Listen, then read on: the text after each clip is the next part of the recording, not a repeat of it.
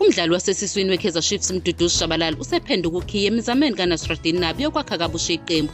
Njengoba esehlala iminyaka emithathu eqenjini lokuqala, ukubaluleka kukaShabalala kuyabonakala kule sizini njengoba edlale imizuzu eminingi kunabo bonke abadlali.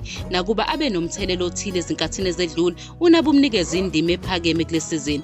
UShabalala umangaza abantu abaningi ngokudlala imizuzu engu-1190 kuze kube manje, ebambe iqhaza kuyona yonke imidlalo ngaphandle kowodwa. Yonke imidlalo yakhe ngu-15 uyidlale njengesiqalo, futhi useqala imidlalo eyisithupha egcwele. Ushaya amagoli amane futhi ehlinzeka ngabasiza ababili. Ukwenza kahle kwakhe enkundleni kubangele isasasa emaqenjini ase-Europe, kanti iBelgium neTurkey kuthiwa izindawo angahamba ekuzo. Lapho eneminyaka engu-21 kuphela ubudala, amandla akhe amenza besethubeni lokukhethwa ukuya kwelinye izwe. Ngemuva kukaShabalala ngemizuzu edlaliwe kukhona uYusuf Matha osahlanganisa imizuzu engu-1186. Ukapteni weqembu usebambe iqhaza kuyo yonke imidlalo, kanti uRashid Dodli naye wenze umthelelo omkhulu ngemizuzu engu-1327. U-Anaso Miguel usedlule imizuzu engu-1100 nakuba ephuthelwe imidlalo emithathu.